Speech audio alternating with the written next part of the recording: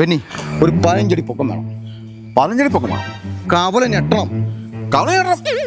പക്ഷെ നീ ഈ ടൗണിൽ എവിടെ വെക്കാൻ ഉദ്ദേശിക്കുന്നത്? റോഡ് നടക്കു വെക്കും. റോഡ് നടക്ക് വെച്ചാൽ വണ്ടി പോകണ്ടേ? വണ്ടി 2 സൈഡിൽ കൂടെ പോവുകയാണ്.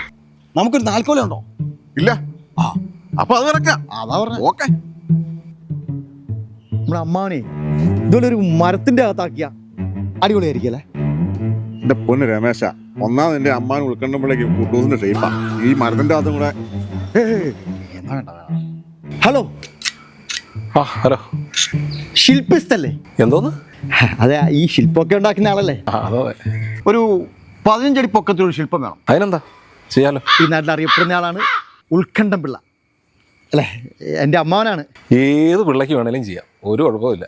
എത്ര രൂപ? നല്ല രീതിയിൽ ചെയ്തു വരുമ്പം ഏറെക്കുറെ ഒരു 35 രൂപയ്ക്ക് നമുക്ക് ചെയ്യാം. 35 പറയുമ്പോൾ ഈ 35 പറയുമ്പോൾ 35 ലക്ഷം. ഒരു മിനിറ്റേ, പിന്നെ ഇങ്ങോട്ട് വന്നേ.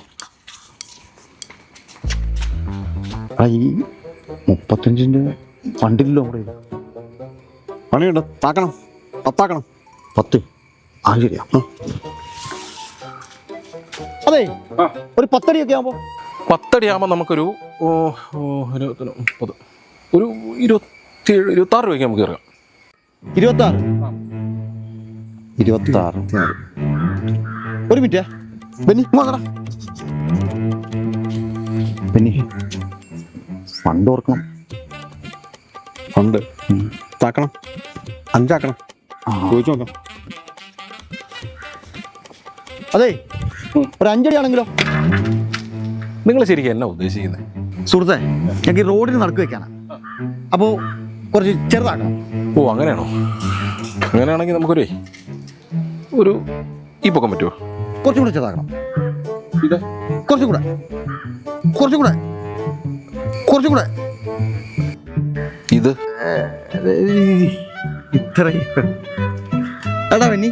പിന്നെ ധാരാളം അമ്മാവൻ്റെ ഫോട്ടോ ഉണ്ടല്ലോ ഇതിൽ. ഭാഗ്യം. അയ്യോ നിൽക്കല്ലേ, ബാ. ഈ